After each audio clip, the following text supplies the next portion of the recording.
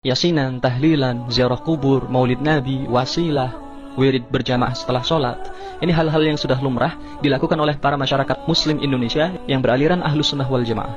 Namun, ada kelompok tertentu yang justru mempermasalahkan hal-hal semacam ini, yang kemudian akhirnya timbullah perpecahan. Mengatakan itu salah, itu bid'ah, itu sesat, itu dolalah. Yang bukan tidak mungkin, jika ini diteruskan, akan menimbulkan konflik yang lebih besar. Maka, penjelasan yang gamblang dan toleransi dalam hal ini sangat diperlukan untuk menjaga kesatuan dan kerukunan umat. Sedikit yang bisa saya jelaskan, mudah-mudahan paham. Seperti halnya yasinan, tahlilan, yang ketika ada satu anggota keluarga yang meninggal, maka diadakan acara tahlilan. Dikatakan, tahlilan itu nggak ada contohnya dari Nabi. Nabi nggak pernah tahlilan. Para sahabat Nabi juga nggak pernah ada tahlilan. Tahlilan itu mengada-ada, itu bid'ah, sesat. Nanti dulu, tunggu dulu. Jangan langsung memberikan statement seperti itu. Memang apa sih bid'ah? Bid'ah itu kan sesuatu yang baru, yang tidak ada contohnya di zaman Nabi. Dan Nabi tidak mencontohkan itu. Sedangkan tahlilan, kita tahu bahwa tahlilan itu isinya silaturahmi, menjamu tamu, wirid membaca tahlil, membaca yasin. Ini semuanya kan boleh. Bersilaturahmi, Nabi bersabda, silul arham, bersilaturahmilah. Menjamu tamu, Nabi bersabda, man yu'minu billahi wal yawmil akhir falyukrim dhaifah. Siapa yang beriman kepada Allah dan hari akhir, maka muliakanlah tamu. Lalu membaca tahlil, la ilaha illallah. Nabi mengatakan, afdhalu ma qultu ana wa nabiyyuna min qabli qaula la ilaha illallah. Perkataan terbaik yang pernah aku ucapkan dan para nabi sebelumku mengucapkannya adalah kalimat la ilaha illallah. Yasinan, baca yasin. Nabi menyuruh umatnya untuk baca yasin bahkan setiap malam. Lalu apakah dengan silaturahmi, menjamu tamu, baca la ilaha illallah, baca yasin dikumpulkan dalam satu kegiatan yang namanya tahlilan, lalu apakah membuat tahlilan ini menjadi haram? Kan enggak. Sama seperti ada roti, ada keju, ada sosis, ada sayur-sayuran digabung menjadi satu, namanya hotdog, anjay panas. Lalu apakah dengan dinamakan hotdog lalu makanan ini menjadi haram gara-gara namanya anjay panas? Ya enggak kan, tetap halal. Lalu kemudian sangat aneh jika seseorang mengatakan tahlilan itu sesat, bikin pelakunya masuk neraka. Saya ditelisik lagi, diteliti lagi ini kata-katanya. Tahlilan sesat, bikin pelakunya masuk neraka. Oke, tahlilan ada kalimat la ilaha illallah yang dikatakan sama Nabi, man qala la ilaha illallah dakhalal jannah.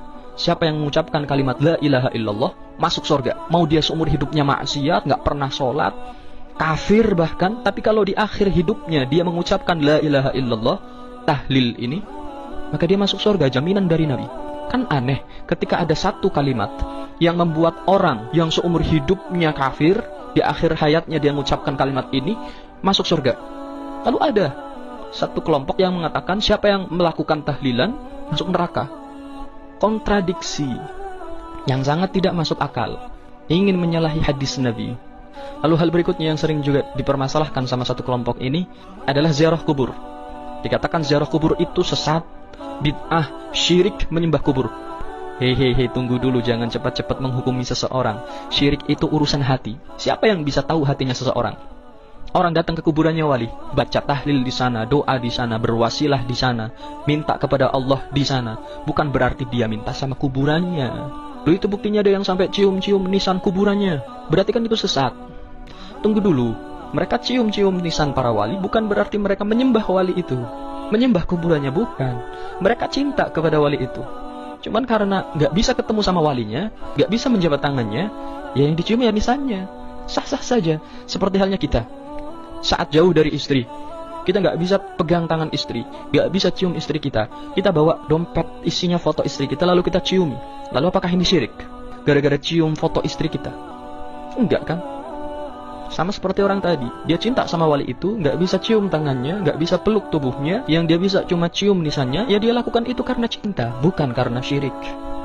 Dan mereka itu berziarah kepada makam wali, membawa hajat tertentu, berharap Allah akan mengabulkannya, bukan minta sama wali itu, bukan nyembah sama kuburan itu. Tetap yang diminta adalah Allah dengan wasilah wali tersebut. Apa itu wasilah?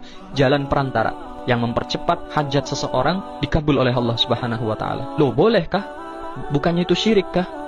Allah sendiri yang mengatakan dalam Al-Quran, Ya ayyuhalladzina amanu taqullah wabtaghu ilaihil wasilah.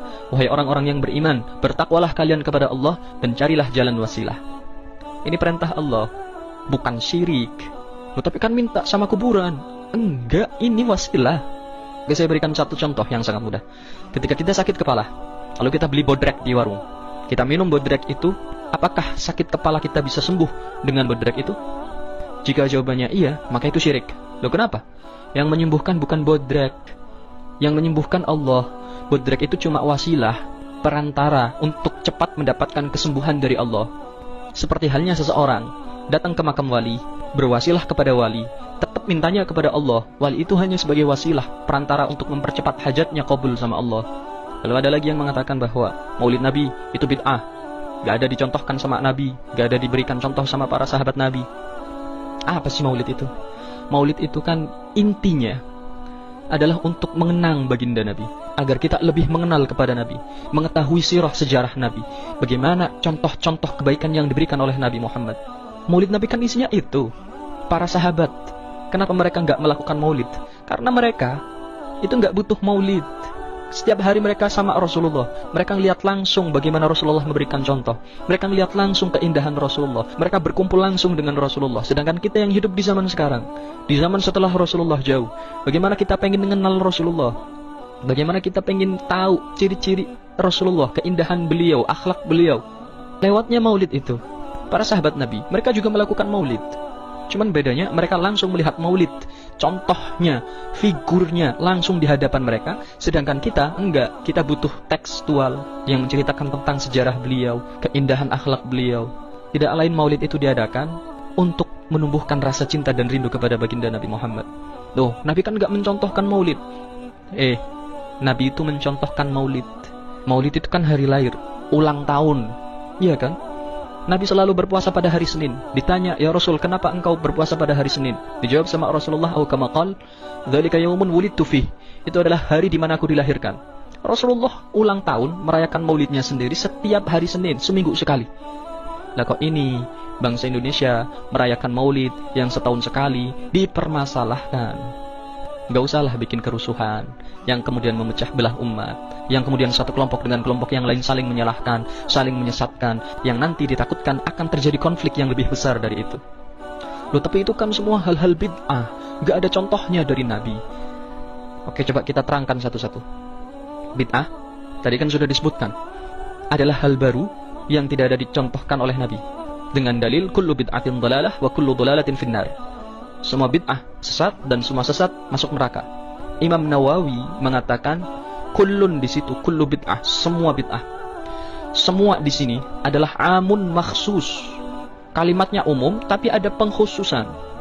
Iya, Nabi mengatakan semua, tapi ada bid'ah khusus yang tidak sesat. Bahkan Imam Nawawi mengatakan bid'ah itu ada dua, bid'ah hasanah dan bid'ah sayyi'ah. Kalau bid'ah sayyi'ah, yaitu kullu dhalalah, itu yang sesat itu masuk neraka, bid'ah sayyi'ah. Kalau bid'ah hasanah, ya masuk surga.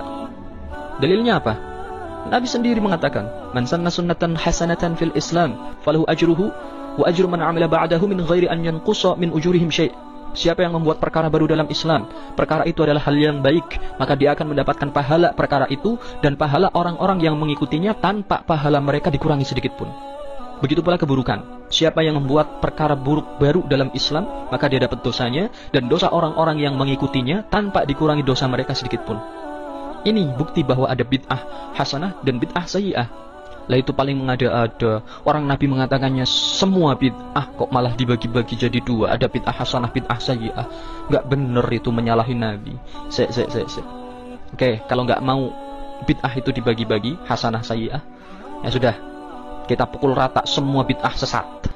Berarti pesawat terbang sesat, televisi sesat, HP sesat, sepeda ontel sesat, mobil semuanya sesat. Sesat semuanya. Ya bukan seperti itu dong. Itu kan bid'ah duniawi. Yang kami maksud adalah bid'ah ukhrawi. Loh, tadi katanya nggak mau dibagi-bagi bid'ah itu. Sekarang malah kamu yang membagi-bagi. Ini kamu maksudnya gimana sih?